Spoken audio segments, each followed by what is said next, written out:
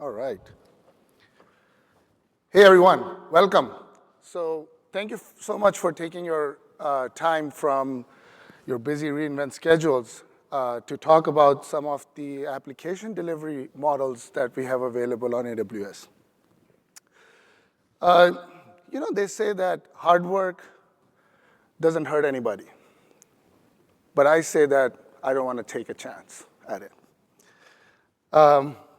So here at AWS End User Computing, our goal is to make it extremely easy for our customers to deliver applications and desktops to their end users with a high-quality user experience. So in today's session, we are going to talk about how you can use your existing native applications and convert them into a web-based delivery model or SaaS. My name is Hassan. I'm the head of product for AWS End User Computing. I lead our Amazon Workspaces, which is our desktop business, as well as AppStream, which is our application delivery business, and recently launched at reInvent our thin client business that I hope you were able to look at. With me today on the stage, we have Will, who is the principal product manager for AppStream, as well as Workspaces, same end user computing. And we have Shri, most important guest for today, who's the senior director at Moody's, manages all of their DevOps operations. So today we are going to talk about what exactly are the trends in the SaaS industry. How are things going? What are our customers telling us? Where are they seeing an opportunity, as well as where they are seeing some challenges? I'm going to talk a little bit about AppStream, how do we enable our customers to address some of those challenges and delivering those applications. Then Will here is going to jump into some of the migration challenges. So going from, let's say, on-premises or the traditional SaaS or traditional applications model into the cloud-based delivery model. And then, as I mentioned, the most important story today is going to be delivered by Shri, who's going to talk about how Moody's leveraged AppStream to deliver some of their business-critical applications to their end customers. So let's jump into the SaaS industry. What are some of the trends we are seeing? I think one of the things that is very clear and everybody kind of knows is that there are still only 12 to 15% applications that have been converted into a web-based application. And this number sounds like very little, but it's actually very true. Look at our lives. We log into our machines day in, day out, and most of us have applications running on the desktop. Yeah? So the opportunity we are looking at is 85% of the applications that are still running on the desktop native application installation. So while a lot of the applications rather are on the desktop or natively installed, customers are preferring SaaS more and more, right? And just to kind of take a step back, why is that so? Why are there only 12 to 15% applications that have been converted into web-based? There are two key challenges to that. First challenge is that not all applications are ready to be developed into a web-based solution. Just because the browser doesn't give you that power or capability of writing a code for a native application. And the second one is kind of easy, that it takes time and effort and large teams to actually recode, rewrite those applications into a web-based model. So that's basically the reason why these applications haven't transformed. But at the same time, the customers are preferring a SaaS-based model more and more. That's what we are hearing from our customers all the time. And so we have a lot of ISVs that we work with, such as SolidWorks, Aveva, and I keep naming names, who have actually leveraged this opportunity. But let's talk about why customers are preferring SaaS. The number one thing is that the way to deliver these applications and the management and operations of these applications is much more simpler in a SaaS-based delivery model. And think about it, right? Like if we have a graphics-intensive application and you want your end users to use it, everybody needs a bigger machine. Everybody needs to buy it. They need to be running it. They need to be managing that machine. So the cost keeps going higher and higher. And it's not just the cost of the hardware. It is also the cost that you pay in terms of operations, management, and so on, which actually Will is going to cover a little bit in detail later. Similarly, we talk about software updates. How many of you, I will raise my hand, are annoyed by the continuous software updates that bother you? Like you're using an app, and it's going to be like, oh, new software update available. And you'll basically have to update, right? Same goes for the admin side. They actually have to manage and push these patches continuously. And let's not even get started about how many users actually take those updates and have all of these security patches that are not being delivered to those endpoints. Then if we look at some of the newer use cases like AI, ML, all of those are much better served through the SaaS model. And the reason for that is these are highly data-intensive applications. So now imagine your application data is sitting in the cloud, and in the traditional model, you have the app in the end user device. Every time you're accessing that data, it's a lot of bandwidth you require, right? Versus if the app was just sitting next to the data, the bandwidth requirement gets low. You are able to get that data faster. So this is some of the trends. If you're going all the way back into the traditional model, in 1990s, you used to order a CD, if anybody remembers that, that gets delivered to your place. You put it in the CD-ROM, you kind of install it, and run it. So all of the applications were very monolithic, right? It's a one package, one big package that is running on your device. And at the same time, it's perpetually licensed. Once you have sold that application, that's it, right? Your revenue stream ends there for at least that application. On the customer side, they are probably not using that application day in, day out, right? They are using it maybe for 1 hour, 2 hours, and so. So it also hurts us because they're paying for all these licenses that they're not actually using. If you look at the modern, but this is 2023, so we're not running CDs anymore.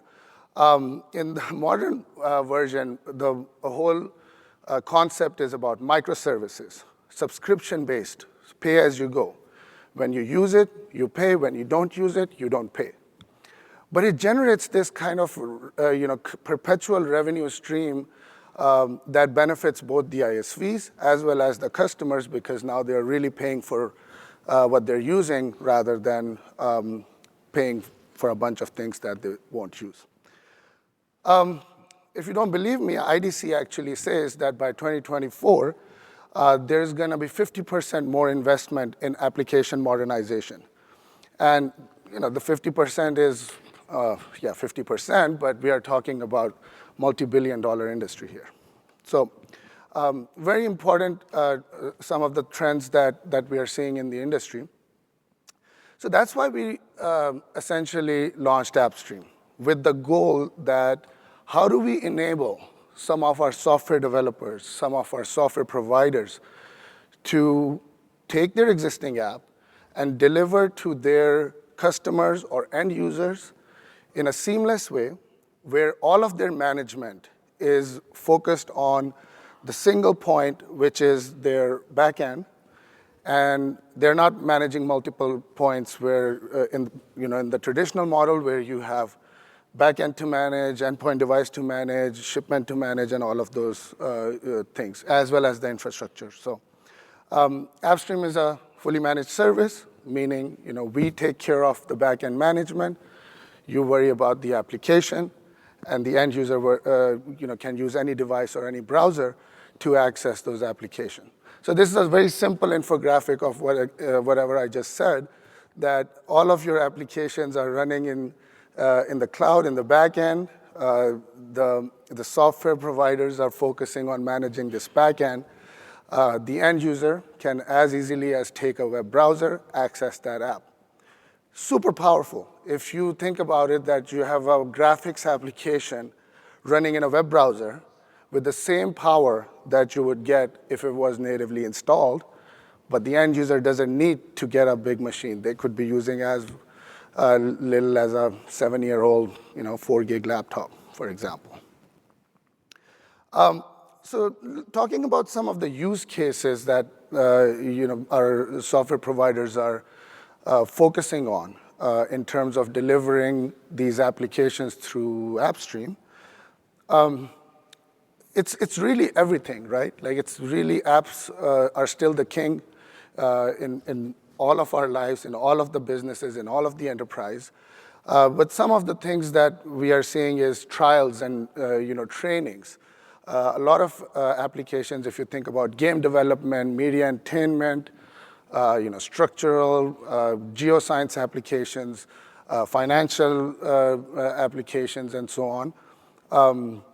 A lot of those actually require training because these are skilled people who are skilled to use those applications. So a very good use case to get your customers started.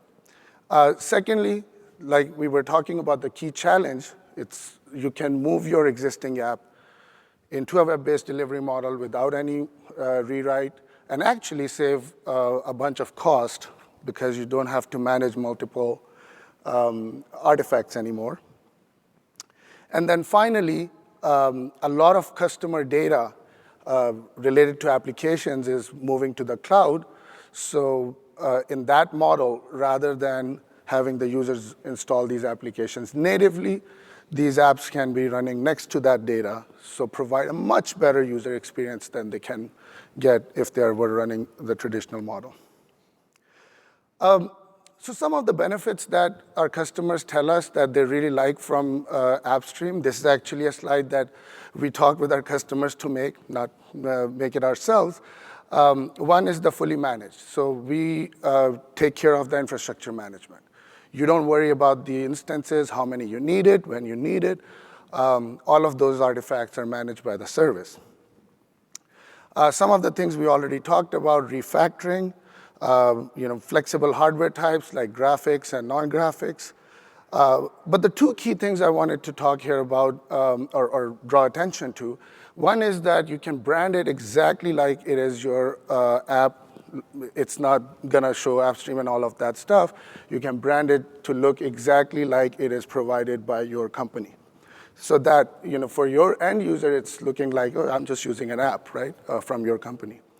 And the second more important thing is if you want to enable a large number of customers, large number of users, the service is able to scale on demand, as your users grow. So those are all the good things that the service provides benefits. Now let's talk about the things that we are able to eliminate when using AppStream to deliver these applications. The first and foremost is you are running a business, and essentially for a business, if you have made a lot of investment up front and then are able to not get return on that investment, that's a bad investment. So ideally, what you would like to do is invest when you're selling, right? Or invest when the user is using. So that's really the model that you can enable with AppStream, because you only pay when the user is using, and the user only pays when they're using that application. So it gets rid of all the bulkiness and bloat around your budgeting. Second thing is wasted resources, because it's able to scale up and down, and you won't have a 2,000 data center deployment where only 500 are being used. You can actually only use 500 when 500 are being used. And you can go to 2,000 when they're being used, and you can come back to 500 when the demand drops. So obviously, most people work during the day, so it's very powerful that you are able to right size not just the size of the instance, but demand shape when the usage is going up and down. We talked a little bit about infrastructure management, makes it super easy. So your operations, where they were originally, you are worried about the support calls from the end user installation on the machine, worried about the support calls coming from the customer running on their data center, worried about delivery, worried about patching. In this model, you're only focusing on managing your backend and patching your backend. Everything else is self-service for the respective user. Finally, we are going to talk about that how the user experience enhances, right? Because now, if you think about the user doesn't have to do any installation. Super great. I hate installing applications. So if you look at even on my iPhone, so maybe someday we can come up with a mobile application delivery. But the point is that for the user, they can click and start using rather than worrying about the installation, updating, and interruption of work while they're actually using the application. So that was a little bit overview about the industry trends, how AppStream helps you solve it. And with that, I'm going to hand it over to Will, who's going to talk about some of the challenges that businesses face. Awesome. Thanks, Hassan. So we learned a little bit about the SaaS market, learned about how AppStream can help you migrate your application with very little code refactoring to a SaaS offering. And I just want to underpin that when we're talking about migrating your app to SaaS, like this applies for ISVs, so independent software vendors, as well as any IT application that you might have. So your users can be external to your organization or internal. I'm going to talk through some of the business challenges, and then Sri is going to go and underpin some of their experience, and we'll kind of circle back to the takeaway section to understand where they experience some of those elements or not. So some of the things that we need to understand first is why organizations want to actually move to a SaaS operating model. And Hassan talked through why customers want SaaS. Now let's talk through what the benefits are from a business standpoint. Naturally, with the SaaS offering, there's no installing applications, as we've talked about. Agility is crucial and underpins a truly successful SaaS operating model. And with that agility, in order to have that rapid release motion, where you're not packaging everything up in a new version or whatnot, requires that operational efficiency. And so looking at ways that you can improve your DevOps processes and streamline it, of course, lends tremendous credibility towards being more agile. And so SaaS organizations obviously want to be truly operationally efficient in order to make that agility goal. And then obviously from a SaaS standpoint, organizations want to have frictionless onboarding for their customers. Obviously, as we talked about installing applications and whatnot, hosting data for that customer is one element that frictionless onboarding actually facilitates frictionless onboarding. And so naturally, with those agility and operational efficiency elements, I'm going to touch on the innovation and market response piece. If you're an agile organization and now you can release more rapidly, you can respond to customer demands or your users' demands much more quickly. And of course, being able to do that quickly allows you to innovate faster and capitalize on those opportunities. And so all of these things basically harbor an amazing breeding ground for growth, not only for your customers, but also for your organization as well. So let's talk through one of the first business challenges that we often have. And I'm gonna quiz Sri at the end of this just to get his experience as well. One of the first things that I see a lot of in our customers that use AppStream is internal business alignment. So more often than not, customers are asking for that SaaS offering. They don't want to manage all the hardware, all the things all that great stuff Hassan talked about.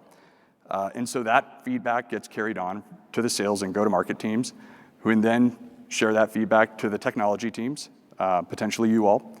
And then the board or executives get wind of it, and everybody knows, with SaaS models, there's recurring revenue, and that they start drooling, thinking, oh, great, this is going to provide much more forecastability or so for our revenue goals.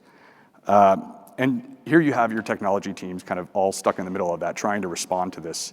And so it's truly crucial, that you have all of this alignment within the stakeholders as to the why behind this, what the outcomes you're hoping to achieve, and that those technology teams that are going to be delivering on it are truly enabled. And we'll talk a little bit more later, a couple slides from now, about some of the business functions and how they're going to shift. So naturally, when you're moving an application from a desktop native to a SaaS one, naturally people are thinking, okay, I'm going to need to hire, I'm going to need to have additional resourcing, budgets, whatnot, and I think that's normal and that's expected. And generally, we see roughly around 15%, staffing up or skilling up of resourcing required to actually accommodate that shift from an architecture standpoint. With AppStream, we'll kind of learn Sri's experience with that, but we can mitigate a large portion of it. So ensuring that you have that budget and resourcing is crucial. What I see more often than not, and we have a famous quote here from one of our leading DevOps person, another than it's Sri, and this is going to, be a testament as to how well I can pronounce his last name. Tirnagaru, our head of DevOps and Moody's, I can migrate our desktop app to SaaS if you give me 2 years and $4 to $5 million. Like, this is not an uncommon quote. I think I've heard one customer say 200 engineers in 2 years, like just crazy wild numbers. I've heard flavors of, $7 million, whatnot. And so here you have basically your technology team who, is trying to, going back to our business alignment and whatnot, where the technology team is faced to respond to the go-to-market demands. And, they're stuck in between whether or not they can deliver on their existing customer commitments, new features that all their existing customer base or users are expecting, and whether or not they should repurpose all of their engineering teams to re-architecture. So it's a suboptimal scenario. It's a no-win scenario, and that you have to pick between one of those two, whether you're going to try to keep your customers happy or whether you're going to go and try to scope out your team for the future of the work. And I think, trying to accommodate what that shift in resourcing is required to be is crucial. So, with the SaaS offering, you have access to data that you never previously had access to. And as a result, some of the functions that you currently have right now may shift. You'll be able to use that data to behave differently within your organization. Product teams, finance teams, business intelligence teams will be able to derive new insights that previously they weren't able to derive. So think previously, if you wanted to actually understand what a user pain point was with your application, you'd have to go out, sit by them, maybe spend hours doing user research, observing them, getting feedback or whatnot. And now with access to this type of data, you'd be able to get logins, daily active users, monthly active users, click-through rates, just all the basics of product management that you never had access to. And so this just makes your teams, your product, finance, BI teams, able to be much more effective in responding to their users without having to ask them and spend significant amounts of time. And that actually helps them monitor adoption and whether or not they're actually truly using the features that you're developing. Your go-to-market teams, sales teams, they might shift their behaviors as well. Where previously maybe they were a little bit more transactional in the way that they actually sold to their customers, sell it, I'll revisit, in 2-3 years when the license renewal comes up. But now with access to all this new data, they're able to determine whether or not they're actually reaping that return on investment that they previously didn't have. And then customer success teams. This is the one where I actually think is probably has the most opportunity for pivoting. Is previously, customer success teams are more reactive. They're responding to a support ticket, whereas when you're in a SaaS world and you have access to all this great data, you can become more adoption focus? How can I actually have, maybe renewal managers monitoring proactively whether or not the customer is using the products and features that they purchased? And then maybe, feeding that information to your go-to-market teams to introduce concepts such as license swaps or, trading off, products that maybe they're not currently using or whatnot. One of the really crucial ones that I think a lot of people, and this is more relevant for if you're actually charging. If you're an ISV, you're obviously probably charging for your software. If you're an internal IT organization, maybe you're charging back to a specific cost center or to one of your business units. But when you're actually charging for your software, when you go from a perpetual license model where you're basically a desktop application and now you're moving to a SaaS one, I mean, it's pretty common you're not going to charge the exact same that you were previously charging. So, these numbers right here are illustrative, but, typically you'd see, a perpetual license upfront fee, and then, maybe a support add-on cost. With a SaaS one, it's probably going to be a lot less than what you were charging for a perpetual model. And planning for that shift, and we're going to talk about that on the next slide, it's going to be really important. So when you do introduce your SaaS offering, are you going to expect your existing customers to all migrate to that? Are you going to do it gradually? And what we typically see with a lot of customers that are migrating to a SaaS offering is that there's this thing called a revenue crossover, and that's what you can see here, where your perpetual licensing, because you're charging less, your finance teams are naturally not going to be, and your sales teams are naturally not going to be selling as much. So there could potentially be an initial dip of 30, 40% in what your revenue would be. Just depends on how you actually plan the go-to-market motion. And so this revenue crossover generally can be 3 to 5 years, but it's all the numbers, of course, are dependent on the product, how you plan your go-to-market launch and your deployment of your SaaS offering. So to kind of wrap up some of what I was saying on that last slide, there's deciding whether you're going to support both a perpetual licensing or desktop application and a SaaS offering concurrently, maybe forever, maybe temporarily for an interim period, is another consideration that you need to worry about or think through. And that you might have a market of customers out there that don't have internet access, and so for them, perhaps a desktop application is hits the sweet spot, and you may want to continue to offer that and support both of those. And of course, you could do that with AppStream, where you could basically go and connect your DevOps pipeline to AppStream so that you're keeping those two applications in sync. So thinking through how do you want to actually plan for your customer reach is crucial. And then when you do plan this, and we're going to, like I said, quiz Sri on how they plan for this, plan for that transitioning of desktop to a SaaS application. Are you going to target your new customers? Are you going to target existing customers? Are you going to basically mandate with a single migration date everybody at this point? It's probably unlikely that you do that, but with licensing implications or whatnot. And because you now have access to all this customer data that you're hosting on behalf of them, you have a new level of scrutiny that you need to review with your legal and compliance teams, new laws that you're required to abide by, security measures, GDPR, for example, if you're trying to respect the user privacy data and whatnot. So all of these elements, are things that you have to think through. And so when we're talking through, I know this is probably a largely technical audience, well, potentially, maybe not famous last words, but when you're thinking through, it's not just a technical shift when you're moving from a perpetual or a desktop licensing model to a SaaS one, or delivery model to a SaaS one. There's a whole host of business considerations that need to be planned out well in advance of actually shifting over from a technical standpoint how your product is going to be deployed and delivered. So with that, we're going to have Sri talk us through. He's from Moody's, and he's going to share a little bit about his experience.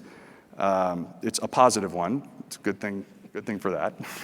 But and then we're going to do a little Q&A at the end with him and just circle back to some of these elements. But thank you, Will. Hello, everybody. This is Sri from Moody's Analytics. I'm head of DevOps, manage cloud infrastructure, application networking, security, etc. So today I'm going to share my experience converting these 2 desktop applications into SaaS using AppStream 2. So before I get into the details, just quick overview about Moody's. Moody's is a company of more than 100 years, and it has 2 big divisions, Moody's Investor Service and then Moody's Analytics.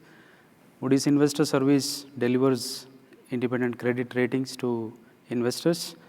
Moody's Analytics provide data, analytics, insights into financial, non-financial organizations for understanding the risk. With that, I'll get into the AppStream implementation, how we did it. So there are 2 applications that I'm going to just give an example of. So one of the application is Risk Frontier. This is one of our flagship products that's there for more than 15 years.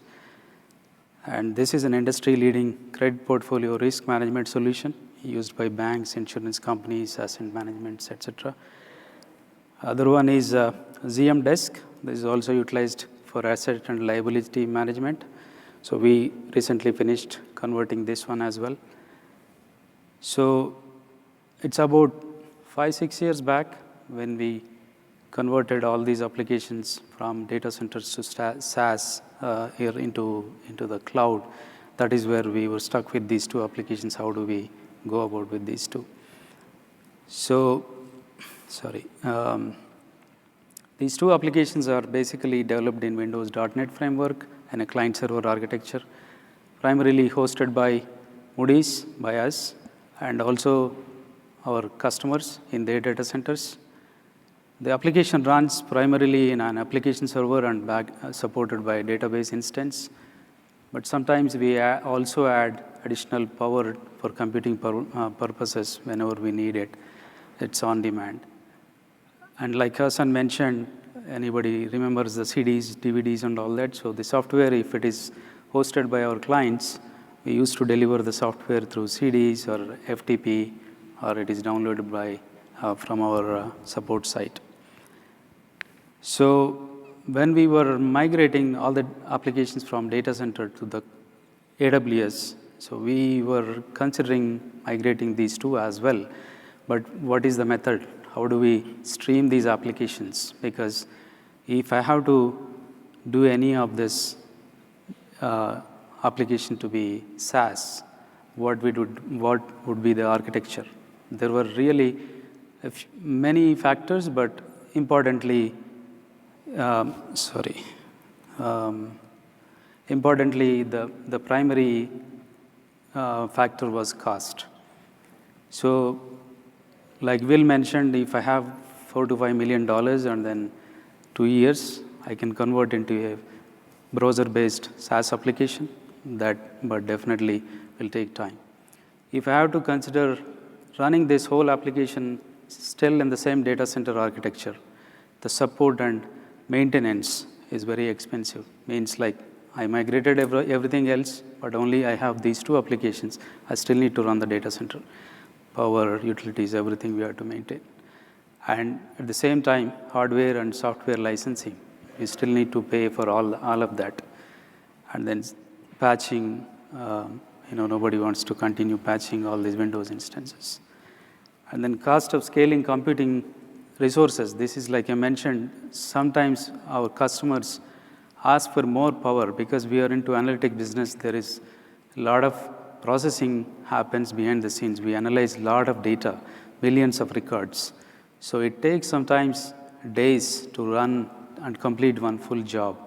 So that is where we need to add more and more power to the existing infrastructure. So if I have to do that, I have to buy more hardware and plug it into the same rack and stack into the data center, which will take time and money. And all this infrastructure, even if it is a basic infrastructure or additional hardware that we provided, when it is not in use, we are still paying for all of it.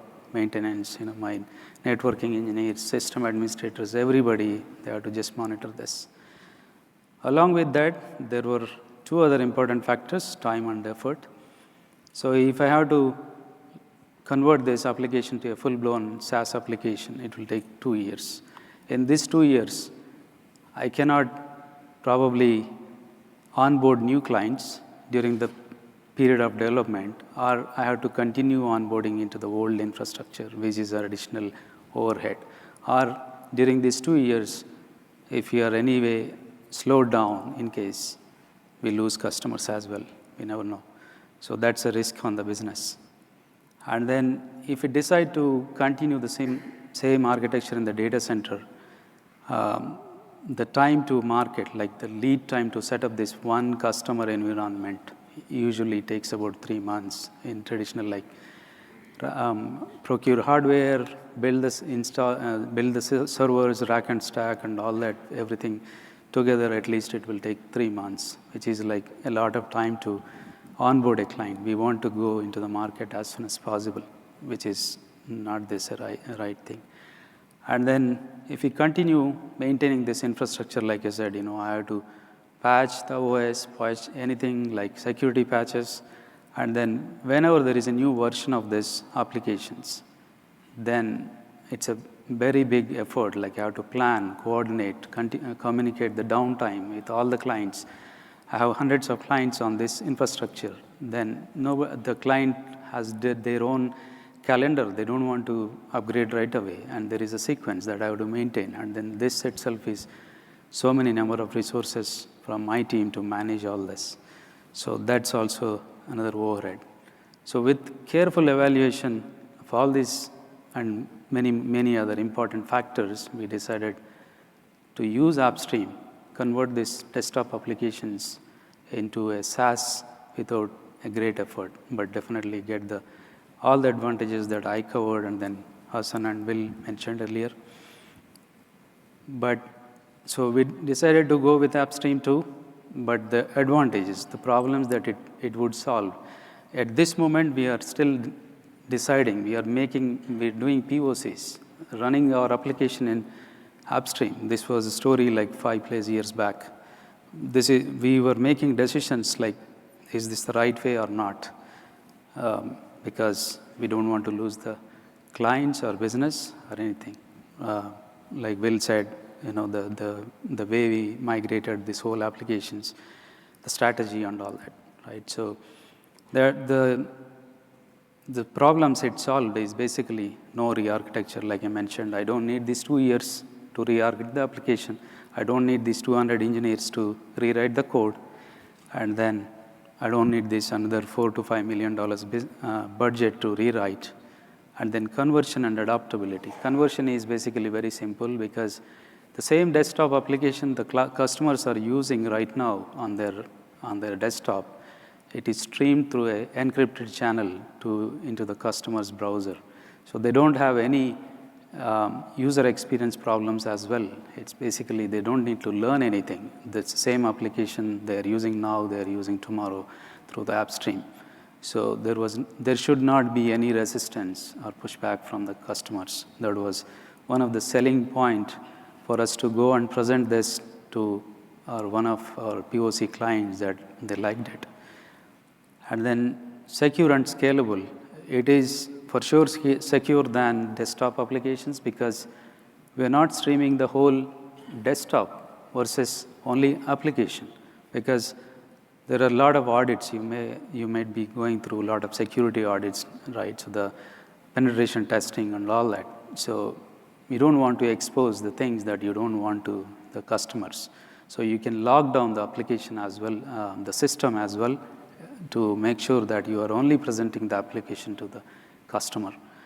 And single sign-on, this is another good selling point for us because we sell this to a client, a customer, multiple applications. It's not only RIS Frontier or ZM Desk. We have a wide variety of applications in our portfolio. So we sell different applications. So we don't want our customers to go and log into different applications by different credentials.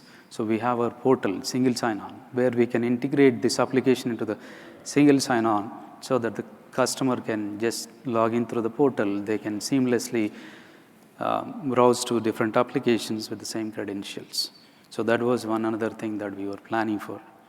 Disaster recovery, this is definitely my interesting point here because I'm an operations person. So I want to make sure that my application is highly available and I can bring this application up in some other place if something goes wrong in our data center.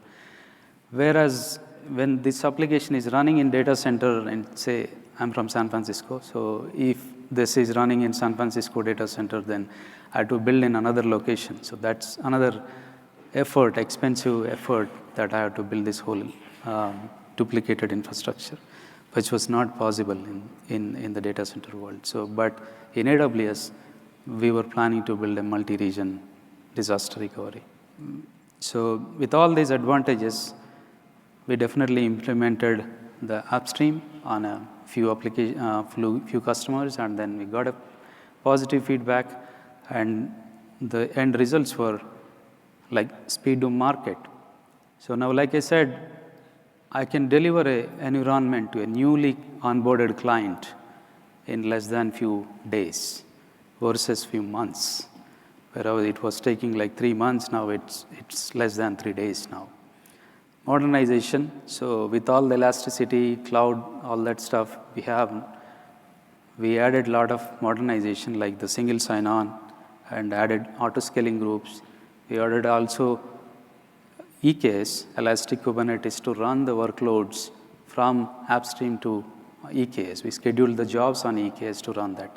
I'll explain that in a bit. And with all this modernization now, we can charge the clients only for what they are using. It's pay as you go. Like we have a subscription model, so we charge a fee for a year, and then after that, it's all what they use, they pay for it. And operationally this is another one, my favorite, because I don't have to spend a lot of time on this patching, maintenance, and all this. It's totally managed by AWS, patched by AWS. I'm really happy at this moment because I'm managing the same level of, or even more, or I can say double the clientele now, number of customers, but definitely with less number of resources. Stability and reliability, this is another one, a big thing, because it is cloud native, so it's for sure stable and reliable than I'm managing in my data center. And with all these advantages, we attracted new customers. This was supposed to be a legacy application that probably is shelved, but we are adding more and more new customers because of the new solution, the new way of delivering it to client customers. And then we onboarded new customers along with we migrated many of other customers that they were running these workloads in data centers. We're still doing that. So with that, this is all the advantages of using AppStream. I'll just go and explain a little bit of the technical implementation of how we did it in a high level. So this is the high-level implementation architecture of the RIS frontier. You can, I think you can see the customers, the users, like my end customers, log into Moody's SSO here, which is a single sign-on integrated using AWS identity provider and Okta. So once they log in, they are redirected into the AppStream here. On the AppStream screen, you will see the RIS frontier application and then a few other icons that are used. So this application, once you bring this up, the backend is supported by the engine, which is like specific to RIS frontier. It receives the jobs. It's basically kind of a job schedule set here. And the core instance has the smartness to scale up and create new instances similar to what it is, right? If based on the load and the number of records, it scales up more instances. This is the auto-scaling group that I mentioned.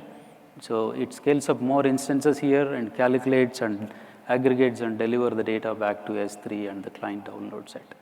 And the another one is the stop and start, where there is an icon provided for the customers here, where they can stop the infrastructure behind the scenes, like the database and then the application using this, which is implemented using Lambda.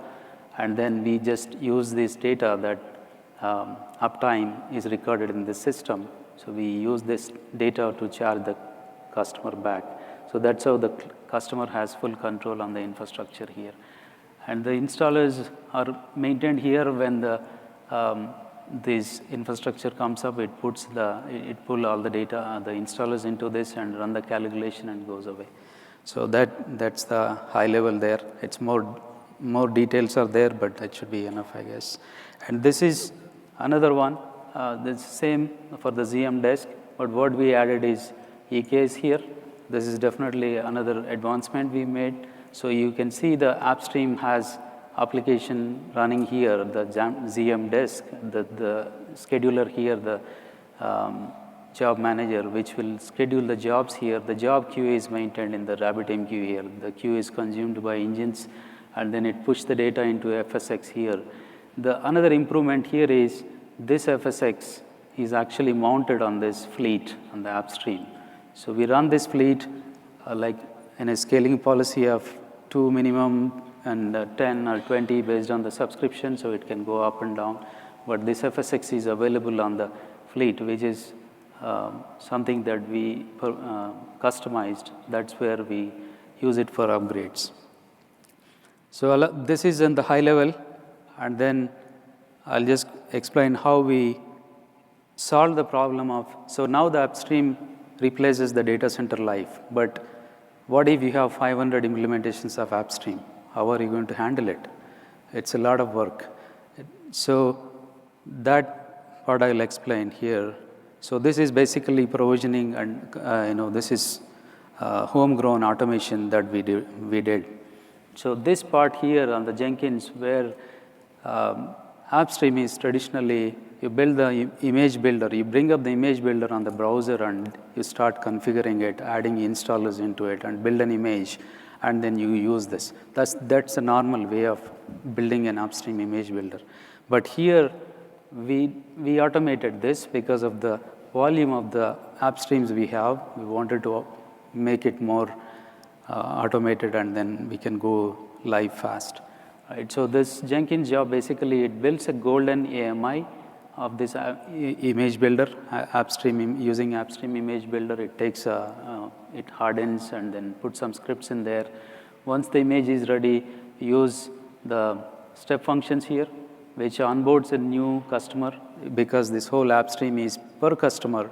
So this first step in the Lambda here, the step function, it onboards the customer and it creates folders and all that. And then the rest of the steps, it will take this pre-built golden AMI and then put all the customer-specific installers in this, and then installs an image and provides a fleet.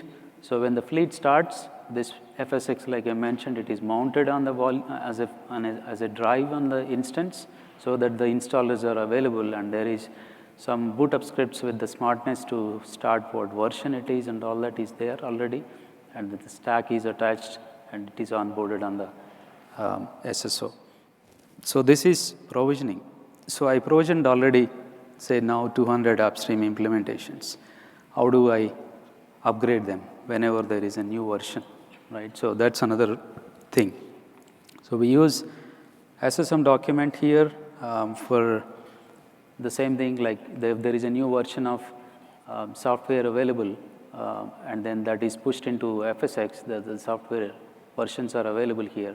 So what we do is, say for example, I have 200 implementations, and not every customer wants to upgrade the same time, but different versions. So we maintain all these versions and all that using tags.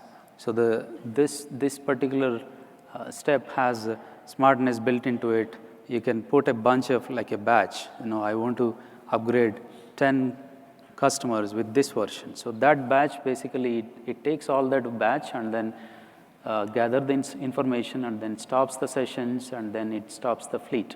Essentially, what we are doing here is maintaining the version in the FSX. When we stop the fleet, it is basically unmounted. And then when we start it again, it mounts, and then it starts the particular version it needs. So all it needs is just to stop and start the AppStream.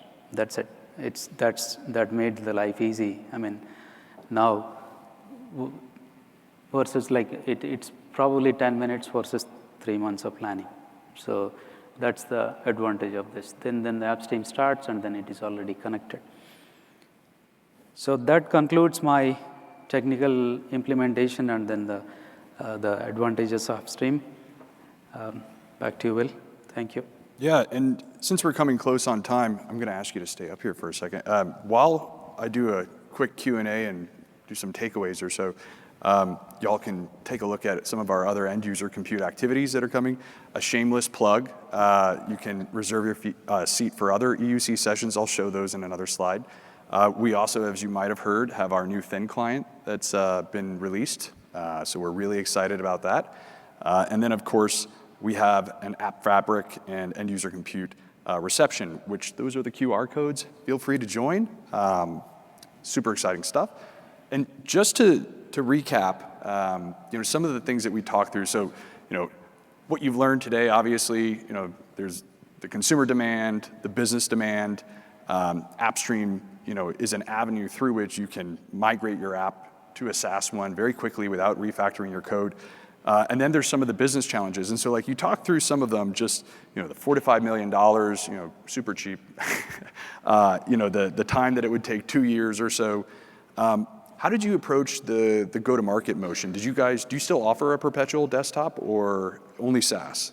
We do have both now, but essentially everything from our data center, whatever we used to manage, is migrated into cloud. But there are still the customers that they are managing on their own in data center. So the strategy was, this is a new solution, and we onboarded whoever wanted to, and then gave some time because not every client is willing to move into new technology or right away or whatever the reason. Why, I wouldn't know, right. but So, yeah, that's a challenge. So that's how we still there, but that customer base is shrinking now. We are migrating everybody into the SaaS. So this totally took around 3-4 years. 3-4 years? 3-4 years. But recently, that GM desk is actually, it was very quick. We moved everybody out of the data center. Okay, awesome. And then one other question that I think we touched on, how did you plan from a resourcing standpoint? How did your team change? Did you guys add budget, have external service providers help you with this? Yes, it was totally by us, by my team and the development team owned by Moody. But in the data center world, we used to have at least 5 to 6 people supporting this whole SWAT and then taking the calls that every customer is having, their independent installations, all that. But now, once I migrated things into the SaaS using AppStream 2, my team is only 2 now, supporting both. Awesome. Yeah. Cool. Well, I'm sure there's probably several other questions in the audience or so. Just another plug, if you want. We have all the secret sauce that Sri shared earlier, just the architecture. We have a blog that's going to be coming up in about a week or so. You can check it out, and other end-user compute blogs on that first QR code. We have of course, best practices for AppStream. That's the second one, and then of course, security and AppStream is another one. And of course, we'd love your feedback. There's a QR code for the survey at the end. And also, as I mentioned, other end-user compute sessions that have not yet come to pass. So you can, of course, check out Builder Sessions, Chalk Talks, and other workshops here all the way until, I think the last one's on Thursday. So with that, I think we've got about a few more minutes left, or if not, we can go take some questions outside if y'all have any.